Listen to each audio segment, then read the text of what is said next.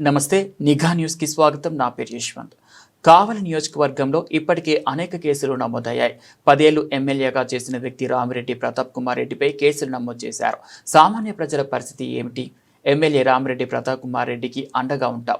మాజీ ఎమ్మెల్యే రామిరెడ్డి ప్రతాప్ కుమార్ రెడ్డి కుటుంబాన్ని పరామర్శించిన మాజీ మంత్రి కాకాని గోవర్ధన్ రెడ్డి తాజా కేసులలో ఎవరు కేసులు పెట్టారు, వారు వెనుక ఎవరు ఉన్నారు అన్నీ తెలుస్తాం. మాజీ ఎమ్మెల్యే రామిరెడ్డి ప్రతాప్ కుమార్ సామాన్యుడు అని అందరికీ తెలుసు. అక్రమ కేసులు రోజు రోజుకు పెరిగిపోతున్నాయి.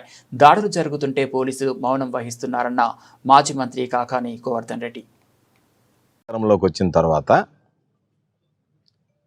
అక్రమ కేసులు బనాయించడం అనేటువంటిది ఆనవాయితీగా మారిపోయింది. ఈరోజు వైఎస్ఆర్ కాంగ్రెస్ పార్టీకి సంబంధించి సాధారణ స్థాయి నాయకుడి దగ్గర నుంచి శాసనసభ్యులుగా, మంత్రిగా గత ప్రభుత్వంలో పనిచేసినటువంటి వాళ్ళందరినీ టార్గెట్ చేసి ఒక పథకం ప్రకారం వాళ్ళని చిత్రహింసలకు గురి చేయడం అనేటువంటిది దురదృష్టకరమైనటువంటి పరిణామం. కావలిలో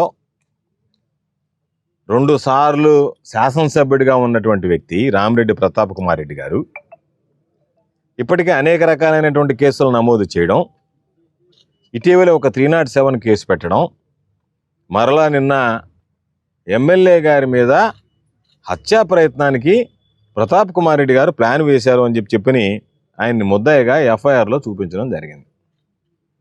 ఎవరైనా రామిరెడ్డి ప్రతాప్ కుమార్ రెడ్డి గారి వ్యక్తిత్వం, మనస్తత్వం తెలిసినటువంటి వాడు మర్డర్ చేసేటువంటి స్థాయి ఉండాలా? అటువంటి పనులు చేసేటువంటి వ్యక్తి ఆయనకి పాపం దాంట్లో ఏమన్నా అలవాటు ఉందా?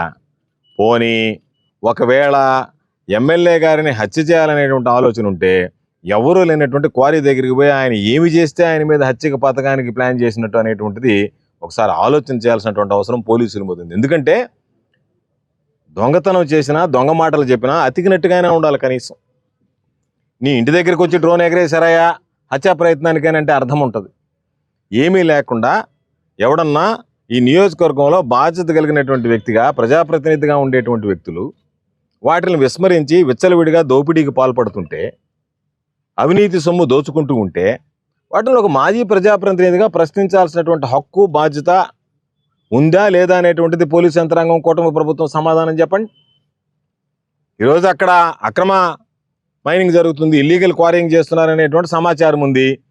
దాని ప్రకారం ఎంత మీద ఇల్లీగల్ క్వారింగ్ జరుగుతుంది, ఏ విధంగా ఇల్లీగల్ క్వారింగ్ జరుగుతుంది, కాబట్టి దాని పూర్వాపరాలు ఎందుకు తెలుసుకోవాల్సినటువంటి దాంట్లో ఈ నియోజకవర్గానికి సంబంధించి ప్రతిపక్షంలో ఉన్నటువంటి వ్యక్తిగా అధికార పక్షం చేసేటువంటి తప్పులను ఎండగట్టడం అనేటువంటిది మా ప్రధానమైనటువంటి బాధ్యత, మా ధర్మం. ఎదుగో మీరు తప్పులు చేశారు, మిమ్మల్ని గెలిపించారు ప్రజలు, ఇది మీరు తప్పులు చేస్తున్నారని చెప్పి ప్రశ్నించేటువంటి హక్కు, అధికారం, బాధ్యత, ఆ విధంగా వ్యవహరించాల్సినటువంటి అవసరం ప్రతిపక్షం మీద ఉంటుంది. ఆ పరిస్థితుల్లో ఎక్కడన్నా అవినీతి జరిగితే ఒక్క ఈ ఎమ్మెల్యే మైనే కాదు, ఎక్కడ ఎవరు అవినీతికి పాల్పడ్డా ఈరోజు ఇసుక దోసుకుంటున్నారు, బూడిద దోసుకుంటున్నారు, మట్టి దోసుకుంటున్నారు, గ్రావెల్ దోసుకుంటున్నారు, క్వారింగ్లు చేస్తున్నారు, ఇంకా రకరకాలైనటువంటివన్నీ చేస్తున్నారు.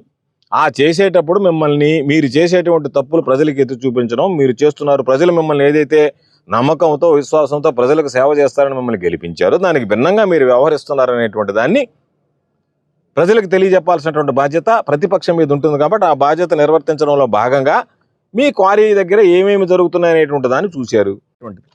ఈ నియోజకవర్గానికి సంబంధించి ఎటువంటి వ్యక్తులు మీరు శాసనసభ్యులుగా, ఎటువంటి ప్రభుత్వాన్ని మీరు ఎంపిక చేసుకున్నారు, ఆ ప్రభుత్వం మీకు అభివృద్ధి సంక్షేమ కార్యక్రమాలను పక్కన పెట్టి ఇస్తాననేటువంటి పెట్టి డైవర్షన్ పాలిటిక్స్ కోసం ఏ విధంగా తాను చేసినటువంటి తప్పుల్ని కప్పిపుచ్చుకునేదానికి, తాము చేసినటువంటి మోసాలని ఈరోజు బయటపడకుండా ఉండేదానికి డైవర్షన్ పాలిటిక్స్ అంటే చంద్రబాబు నాయుడు ఇచ్చాడు ఇవ్వలేదని కాకుండా ఈరోజు ఏం చేస్తారా కావలి సెంటర్లో ఈరోజు రామిరెడ్డి ప్రతాప్ కుమార్ రెడ్డి మీద కేసు పెట్టారు. దాని మీద డిస్కషన్ తప్ప ఒరే చంద్రబాబు నాయుడు ఇస్తానన్నాడే మోసం చేశాడు అనేటువంటి దాని మీద ఆ డిస్కషన్ రాకుండా ఉండాలంటే ఆయన తీసుకొచ్చి రెడ్ బుక్ అని చెప్పి పెట్టాడు. రెడ్ బుక్ పరిపాలన అని చెప్పి తీసుకొచ్చి కొత్తది ఎప్పుడు రెడ్ బుక్ అనేటువంటిది ఎక్కడ లేదు, కొత్తగా చూసాం మనం. మహనీయుడు బిఆర్ అంబేద్కర్ గారు రాసినటువంటి రాజ్యాంగం ఈరోజు పాపం ఆయన బహుశా ఇటువంటి పోలీసు వ్యవస్థ ఉంటుందని చెప్పి ఆయన ఊహించి ఉండడు. ఎందుకంటే పోలీసుల పాపం నిష్పక్షపాతంగా వ్యవహరిస్తాడని చెప్పి రాశాడు ఆయన మహనీయుడు. ఆయన కనుక ఇటువంటి వాళ్ళు ఉండాలంటే పోలీసుల మీద కూడా పాపం ఆయన ఏ విధంగా చట్టాలు ఏ విధంగా ఉండాలా, సెక్షన్లు ఏ విధంగా ఉండాలా, మ్యాజిస్ట్రేట్లు ఏ విధంగా నడుచుకోవాలి అన్ని కూడా చెప్పి ఉండేవాడేమో పాపం. కాబట్టి దౌర్భాగ్యం ఇది. రాజ్యాంగానికి భిన్నంగా రాజ్యాంగేతర శక్తులు వ్యవహరిస్తున్నారు. రాజ్యాంగానికి విరుద్ధంగా రాజ్యాంగానికి తూట్లు పొడస్తా ఎవరైతే రక్షలుగా నిలవాల్సినటువంటి వ్యక్తులు ఉన్నారో వాళ్ళ ఒక వర్గానికి కొమ్ము కాస్తా పోలీస్ వ్యవస్థ పనిచేస్తుంది. కాబట్టి ఈ జిల్లా ఎస్పీ అనేటువంటి వాడికి మరలా చెప్తున్నాం, జీతం దండగ తప్ప ఎక్కడ ప్రజలకు సంబంధించినటువంటి అక్రమ కేసులు పెట్టేటువంటి వాడు తప్ప, అక్రమ కేసులను పాల్పడడం తప్ప ప్రజలకు ఎక్కడన్నా న్యాయం జరిగిందా? ప్రసన్న కుమార్ రెడ్డి ఇంటి మీద దాడి చేస్తే ఒక వ్యక్తిగా ఉండేటువంటి వాడు ఊర్లో నడి బజార్లో ఇంటికి వెళ్ళి దాడి చేస్తే ఆ వ్యక్తుల పేర్లు నేను కనుక్కోలేకపోతున్నానంటే అంత సిగ్గుమాలైనటువంటి పని ఇంకేదైనా ఉంటుందా? అటువంటి సిగ్గుమాలైనటువంటి పోలీసు వ్యవస్థ ఈరోజు ప్రజల మాన ప్రాణాలకు ఎటువంటి రక్షణ కల్పించగలుగుతుంది? ఇంటి మీదకి వచ్చి దాడి చేస్తే, పగల కొడితే, ఇంట్లో ఉండేటువంటి వాళ్ళందరూ నానా ఇబ్బందులు పెడితే, కనీసం ఎవడు దాడి చేశారనేది పక్కన పోలీసు వెహికల్స్ పెట్టుకుని ఉంటే మీరు ఎవరు దాడి చేశారనేటువంటిది మేము పట్టుకోలేకపోయామంటే అంత అసమర్థులైనటువంటి వ్యక్తులు మా మీద కేసులు పెట్టడానికి మాత్రం ఎక్కడ లేనటువంటి సమర్థత, ఎక్కడ లేనటువంటి ఉత్సాహం. మీ ఉత్సాహం ఉరకల వేస్తా ఉంది పాపం ఒక్కొక్కడికి. ఎవరు ఎన్ని కేసులు పెట్టారు, ఎంతమందిని పట్టుకొచ్చారు, ఎంతమందిని ఇబ్బందులు పెట్టారంటే మీకు అంత ప్రమోషన్. ఇంకొక నెక్స్ట్ దానికి మంచి స్టేషన్కి పోతాడు. మంచిది కాదు. కాబట్టి ఈ రోజుతో ఎవడు గడిచి బతకడు.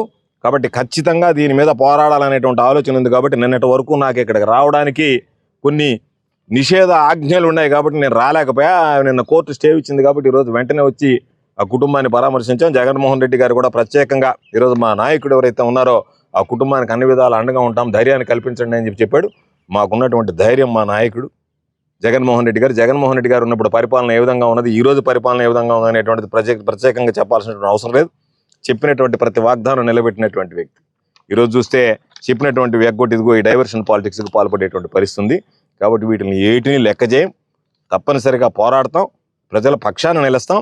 అవినీతి, అక్రమ కార్యక్రమాలు, అనైతిక కార్యకలాపాలకు పాల్పడేటువంటి వాళ్ళు గట్టిగా బుద్ధి చెప్పేటువంటి విధంగా మా పోరాటాలు కొనసాగుతాయి.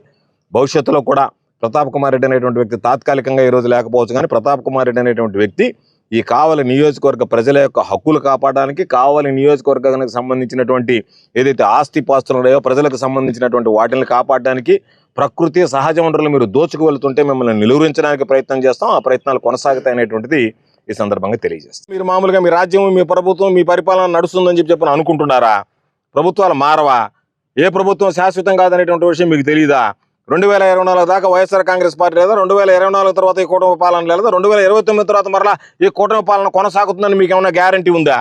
ఈరోజు చూసేటువంటి పరిస్థితుల్లో ఇప్పటికే ప్రజలు అయ్యో తప్పు చేశాం, ఎప్పుడు అవకాశం వస్తుందో జగన్మోహన్ రెడ్డి గారిని మరలా ముఖ్యమంత్రిని చేయాలనేటువంటి ఆలోచన స్పష్టంగా సంవత్సరం రోజుల్లోనే బయటపడింది.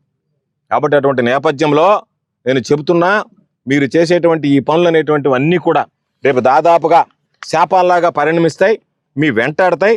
కాబట్టి వీటిల్లో ఎక్కడా కూడా అటువంటి పనులు చేయొద్దు అని చెప్పి నేను చెబుతున్నాం.